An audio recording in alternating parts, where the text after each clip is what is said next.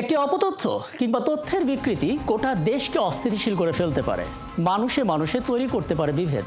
তাই জাতীয় স্বার্থেই আমাদের অপতথ্যের বিপরীতে সঠিক তথ্যটাই তুলে ধরতে হবে এবং সেই কাজটি করতে আপনাদের সাথে আছি আমি রাকিব হাসান। আমন্ত্রণ জানাচ্ছি ফ্যাক্ট চেক নিয়ে ৭১-এর নিয়মিত আয়োজন ফেক নিউজ স্ক্যানারে, এবং আজ থেকে শুরু হচ্ছে প্রতিদিন আমরা এই ফ্যাক্ট চেক নিয়ে হাজির হচ্ছি, সপ্তাহে 5 দিন, রবি থেকে বৃহস্পতি। আমন্ত্রণ জানাচ্ছি। ঠিক এই মুহূর্তে ভুল তথ্যের পরিমাণ আসলে কতখানি জানেন দর্শক? একটা ধারণা দিই, শুধু গত 1 মাসে অর্থাৎ গেল জানুয়ারিতেই ইন্টারনেটে ছড়িয়ে পড়া যত ধরনের ভুল তথ্য আছে তার মধ্যে 271টি শনাক্ত করা গেছে, এবং এই তথ্যটি আমাদেরকে জানিয়েছে বাংলাদেশের ফ্যাক্ট চেকিং প্রতিষ্ঠান রিউমার স্ক্যানার। তার মানে দেখা যাচ্ছে গেল মাসে প্রায় প্রতিদিন 10টি করে ভুল তথ্য ধরা পড়েছে। কিন্তু যেগুলো ধরা পড়েনি সেই সংখ্যাটা আসলে কেমন হতে পারে? প্ল্যাটফর্ম হিসেবে সবচেয়ে বেশি রিউমার ছড়িয়েছে কোথা থেকে? ঠিক ধরেছেন, ফেসবুকে, এবং এই সংখ্যাটি 271টার মধ্যে 225টি। এরপরেই আছে এক্স, সেখানে 56টি ভুল তথ্য ধরা পড়েছে। তারপর আছে টিকটক 44টি, ইউটিউবে 42টি, ইনস্টাগ্রামে 19টি, থ্রেডসে অন্তত 1টি ভুল তথ্য প্রচারের প্রমাণ মিলেছে। এবং এই মাসের আজকে আমরা 9ম দিনে আছি, এবং এই 9ম দিনেও কিন্তু গুজব আরও ডালপালা মিলছে। এর সাথে প্রতিবেশী দেশের তথ্য সন্ত্রাস তো আছেই। আমরা শুরুতে চোখ রাখবো সামাজিক যোগাযোগ মাধ্যমে বিভ্রান্তিকর কয়েকটি পোস্টে, এবং তাদের পোস্টমর্টেম করব, এক নজরে দেখে নেব কয়েকটি অপতথ্যের ফ্যাক্ট চেক।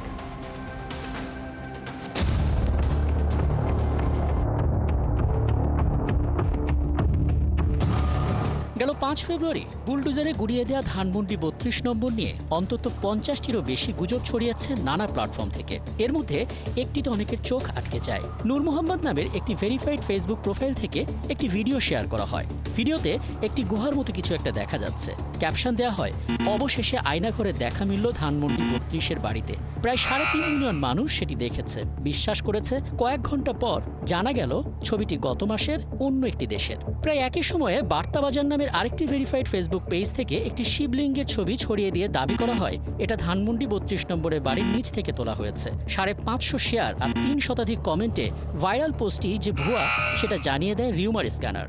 জানা যায় ধানমন্ডি 32 নম্বরের বাড়ির নিচ থেকে কোনো শিবলিঙ্গ পাওয়া যায়নি। এটা 2020 সালের 8 মের ছবি, ভারতের অন্ধ্রপ্রদেশের একটি মন্দিরের। ওদিকে ধানমন্ডি 32 ভাঙার সময় মসজিদ ভেঙে ফেলা হয়েছে বলে দাবি করা হয় মিয়া বাহাউদ্দিন জাহাঙ্গীর নামের একটি ফেসবুক প্রোফাইল থেকে।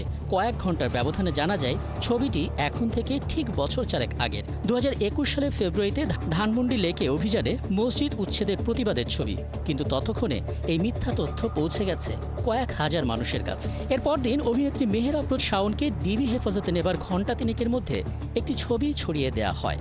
সেখানে দাবি করা হয় ডিবি হেফাজতে শাওন গুরুতর অসুস্থ।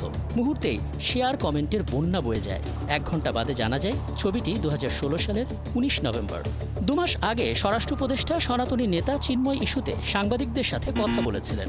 সেই ছবি রিপোস্ট করা হয় 2 দিন আগে। খিজির আহমেদ নামের প্রোফাইল থেকে ছড়িয়ে দেয়া এই ছবির ক্যাপশনে লেখা হয় প্রতিটা স্কুলে সেনাবাহিনী নাকি ট্রেনিং দেবে।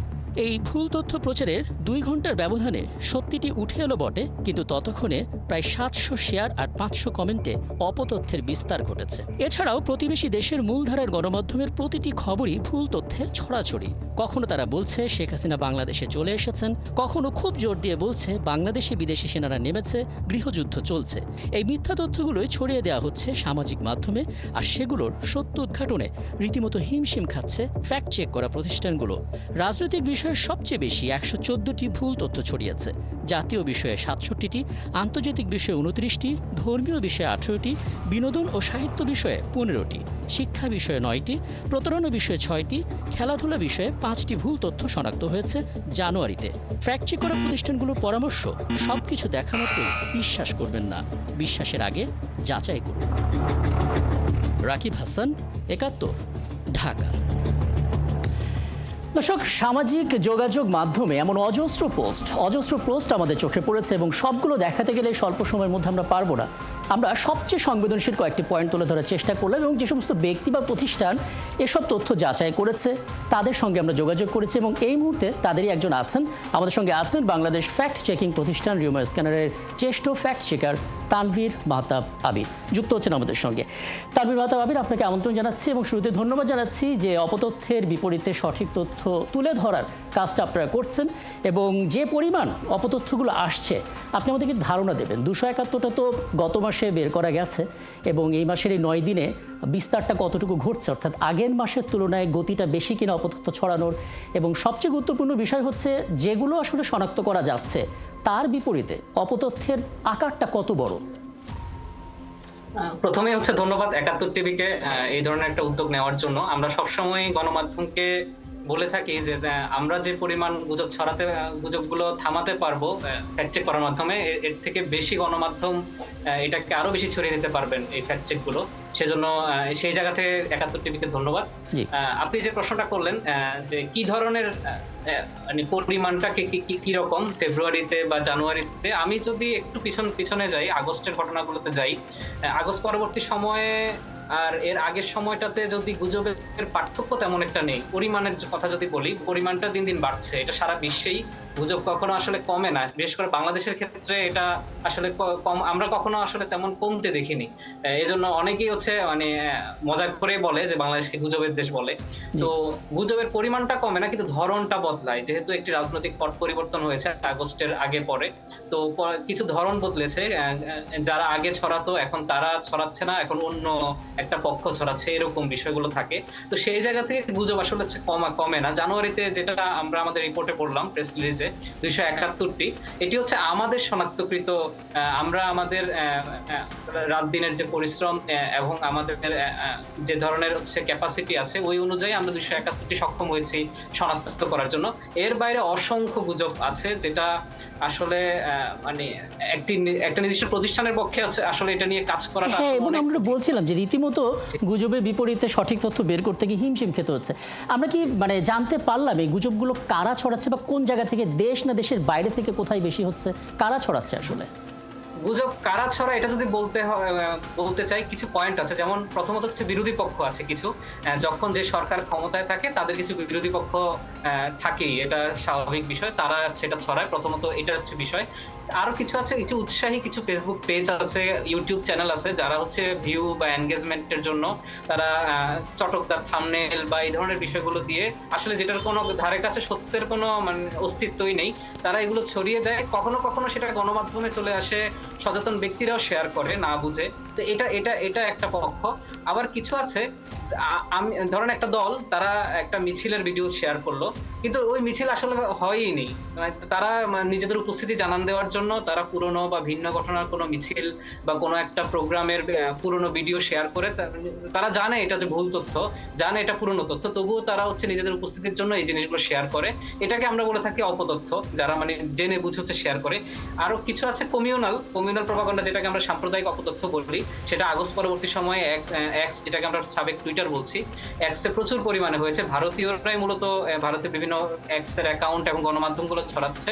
সেটা বাংলাদেশি অনেক জনগণও হচ্ছে সেটা না বুঝে শেয়ার করছে এই অপতথ্যের বিষয়গুলো। এক্সে মূলত ভারতীয় এবং সাম্প্রদায়িক অপতথ্যগুলো বেশি। আচ্ছা, এই জায়গা থেকে এসে আপনার কাছে আমি একটা টেকনিক শিখতে চাই। ধরুন একজন সাধারণ মানুষ, তিনি ফেসবুক স্ক্রল করছেন বা এক্স স্ক্রল করছেন, বা তিনি হয়তো ইউটিউবে কোনো একটা কন্টেন্ট দেখছে, সেটা যে ফেক কি ফেক না সেটা আমি বুঝবো কি করে? অর্থাৎ বিশ্বাসের আগে যে যাচাইটা করবো, কোনো শর্টকাট টেকনিক আছে কি? শর্ট টেকনিক বলতে আমরা সবাইকে পরামর্শ দেই যে সন্দেহ করতে হবে। আপনি যে কন্টেন্টটা আপনার সামনে দেখবেন, এটা যে সত্য হতে পারে বা সত্য না হতে পারে, এই সন্দেহটা আপনাকে করতে হবে। এই সন্দেহ করলে আপনি শুরুতেই হচ্ছে দেখার চেষ্টা করবেন যেখানে কি কি তথ্য বলা হচ্ছে, এই তথ্যগুলো কোথায় থাকার কথা। আসলে ধরেন কোনো একটা সংবাদ সম্মেলনের ভিডিও দেখছেন, তার মানে সংবাদ সম্মেলনে কোনো একটা লোগো আছে কোনো গণমাধ্যমের, আপনি ওই গণমাধ্যমের ফেসবুক পেজে গিয়ে দেখুন, ইউটিউব চ্যানেলে গিয়ে দেখুন, অথবা টিভিতে দেখুন, অথবা পত্রিকা থাকলে পত্রিকার ওয়েবসাইট বা পত্রিকার পেজে দেখুন।